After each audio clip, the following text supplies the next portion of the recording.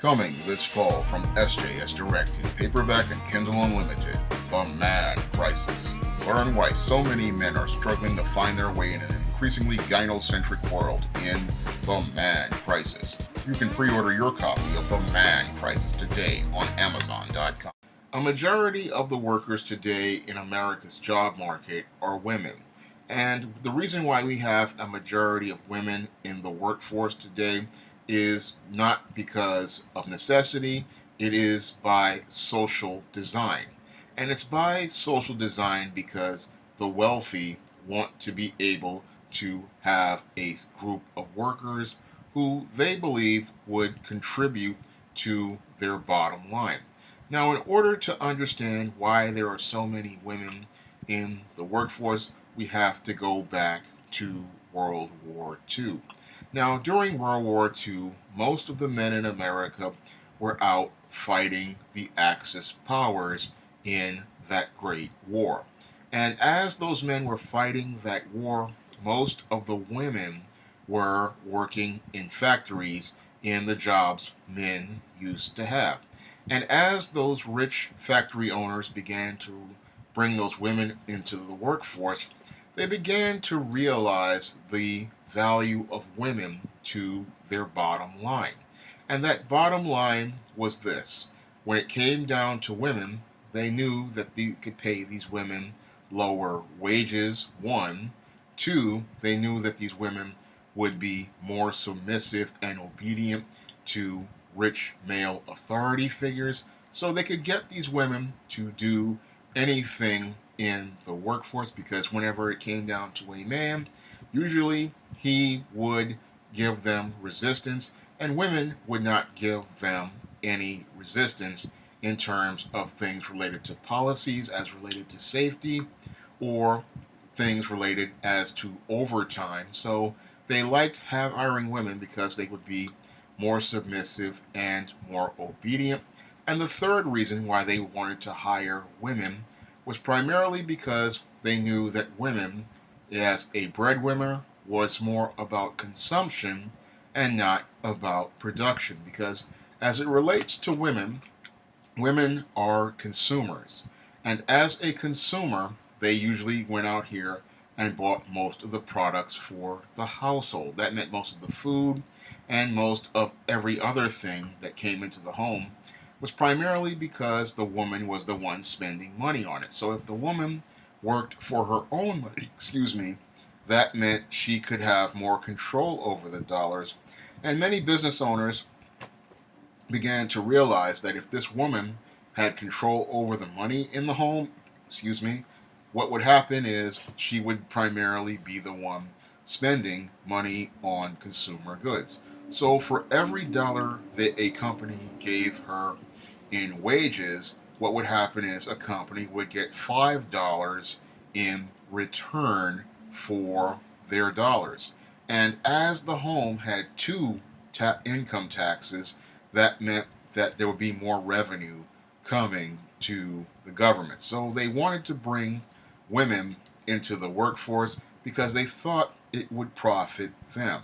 And this was a business model that they had for a couple of decades until we had the women's rights movement start to evolve. And the women's rights movement started to evolve because in the 1950s because many women in the workforce felt they were being exploited, and many women were angry about things like having to deal with men coming onto them in the workforce and giving them unwarranted advances, men using quid pro quo to exchange sexual favors for jobs and job promotions, and sexual harassment of married and single women in the workplace, and even sexual violence in the workplace.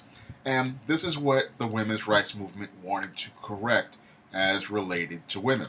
Unfortunately, in the 1960s, the women's rights movement evolved into feminism, and as feminism began to take over America in the 1960s and the 1970s, while we did get policies as related to equal pay in 1963 and policies to deal with sexual harassment in the 70s, I believe, we saw a complete evolution of things as related to women in the workforce.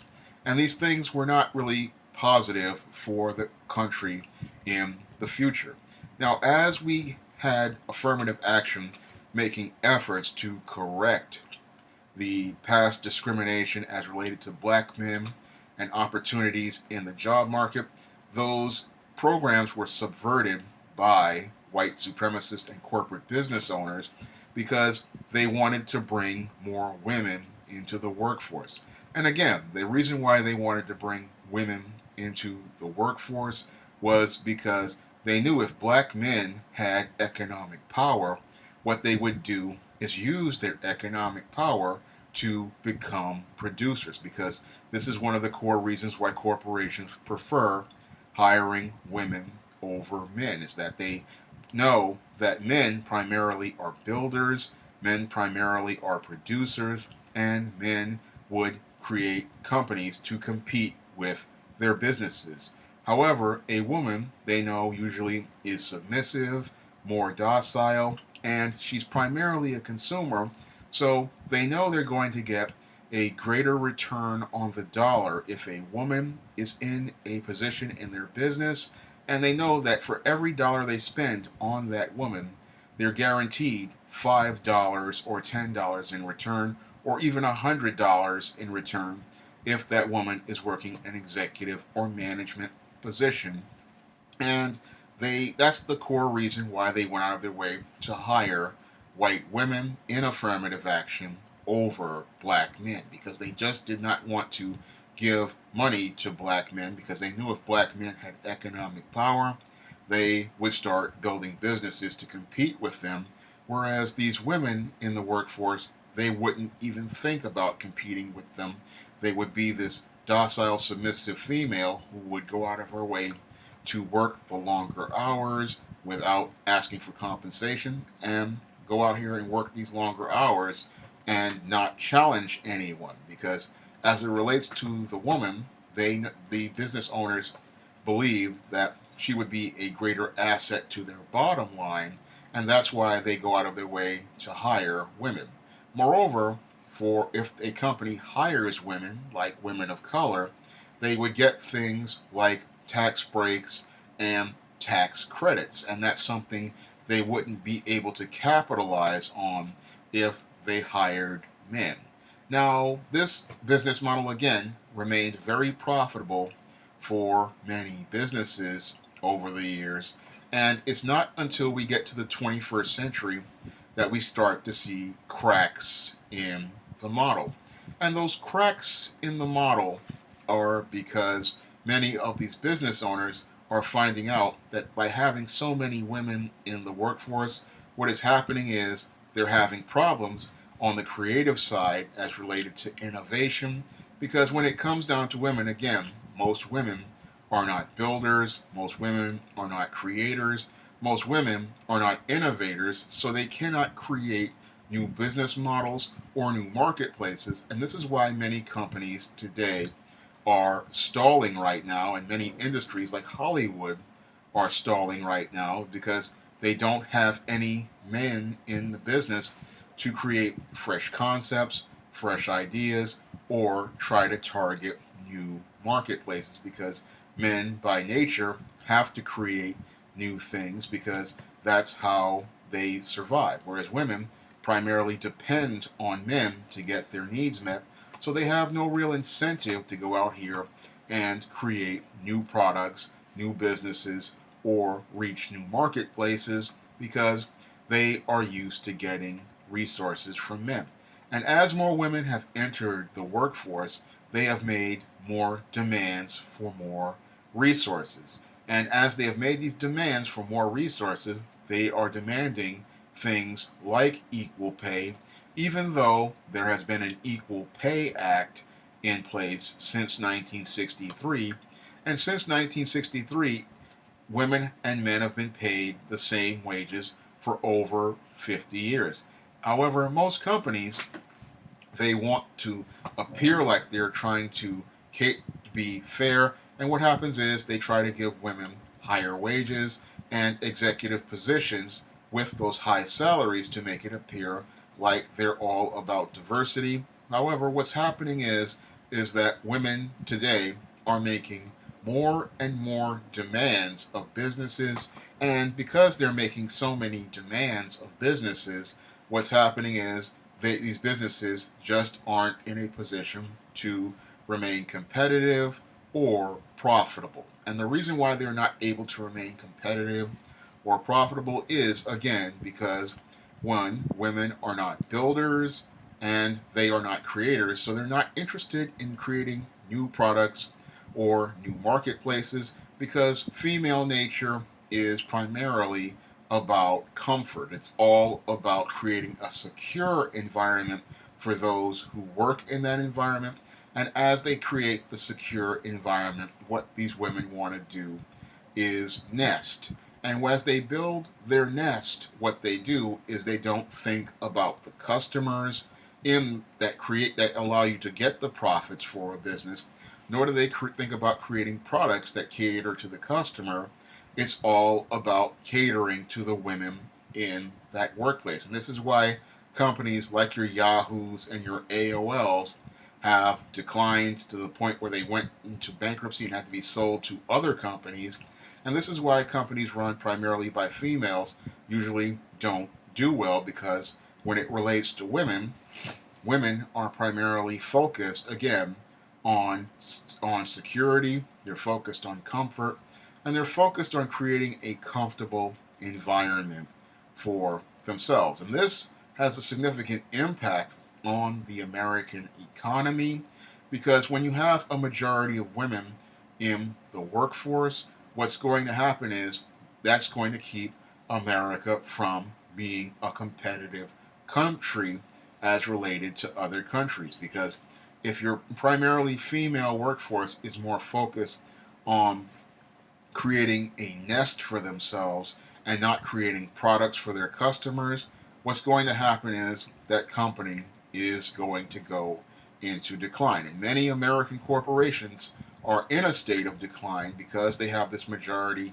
female workforce, and this female workforce is all about themselves and not about meeting the needs of its customers. And this is where we have the problem as related to the American woman in the workforce.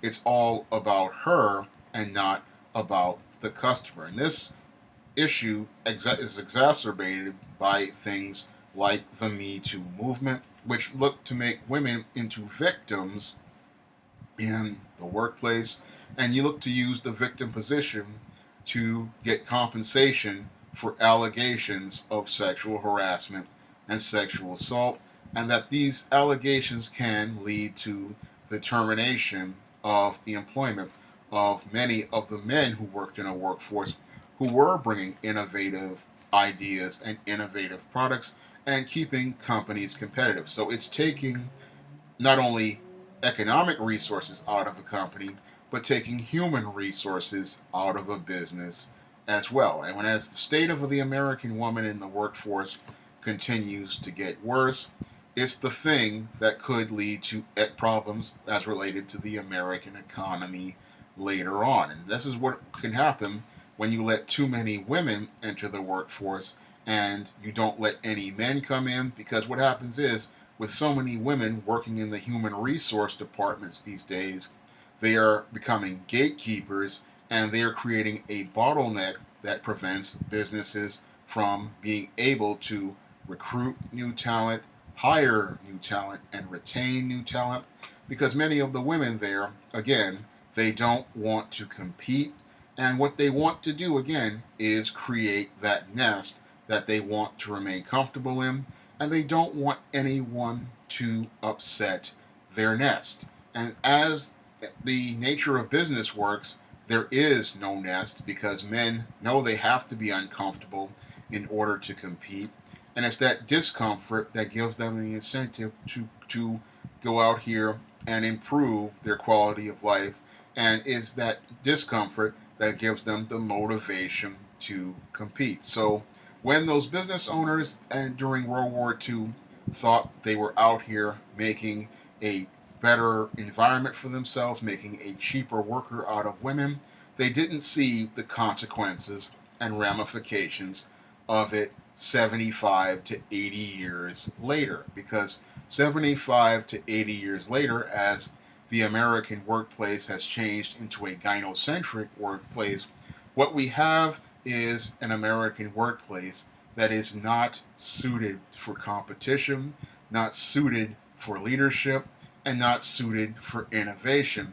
And these types of workers, what they're going to do is they're going to impede America's growth, impede America's development, and they're starting to have a real impact on the overall foundations of America's economy. Because when you have a majority of women workers, what again is happening right now is that American companies aren't as competitive as they used to be. They're not as innovative as they used to be. They're not as creative as they used to be. And they're not growing the way they should grow. Because I look at many of these big corporations, and one of the reasons why they're struggling is because these female workers primarily are about meeting their own needs, not meeting the company's needs, and not trying to find ways to serve their customer bases or be able to go out here and try to reach those new bases of customers. It's all about their feelings and not about creating an environment that allows for competition, because competition is how America grows, it's how America becomes better, and business has been stagnating because we've had this majority of female workers over the last 20, 25 years, and that's really, again, impeded the growth of American business. And as men see no options for themselves in this growingly more and more gynocentric workplace, this is why more and more American men have opted out of the job market since the Great Recession. Because when it relates to many men and the job market, one of the reasons why they have walked away is because as they try to enter the workforce, the female gatekeepers, in their efforts to maintain their nest and their fiefdom, look for ways to keep men out of it, because they know that men are natural competitors. And if these natural competitors enter the workforce, what's going to happen is these females fear losing their comfortable jobs. So they make efforts to keep the men out of the job market, and that's keeping America again from growing and being a strong economy.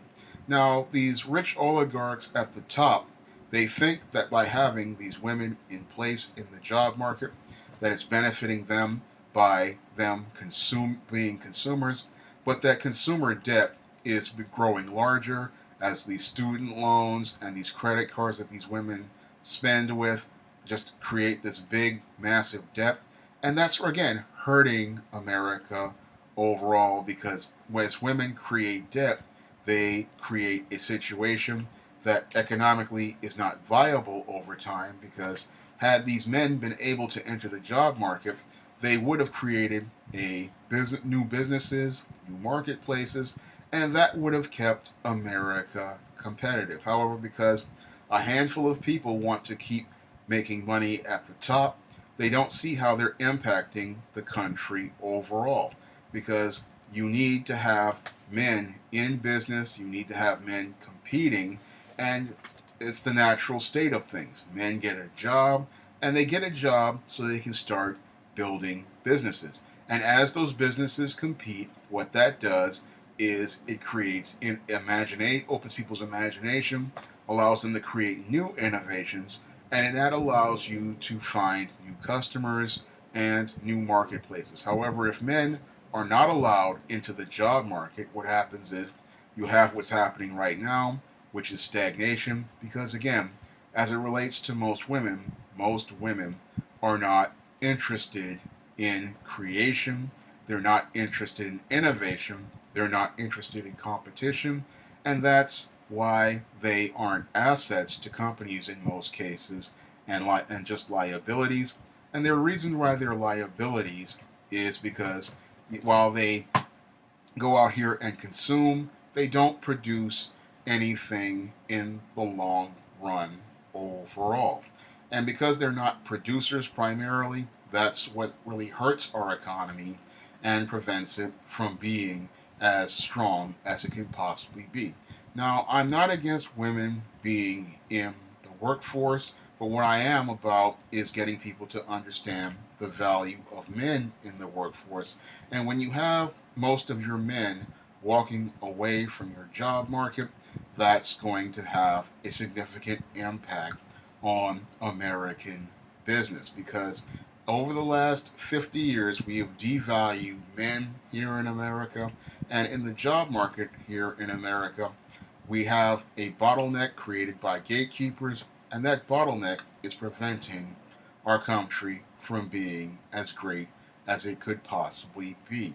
Now, as related to women in the workforce, what we really need to do is understand that while they are working in these companies, they are primarily consumers, but we desperately need producers these days.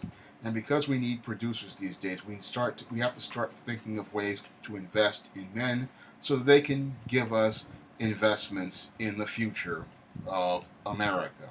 If you'd like to see me make more videos like this, you can donate to my Patreon by clicking the link in the description box. And if you want to try some of my SJS Direct publications, you may do so by clicking the link to Amazon.com. That's all I have to say for this video. You can comment, rate, and subscribe.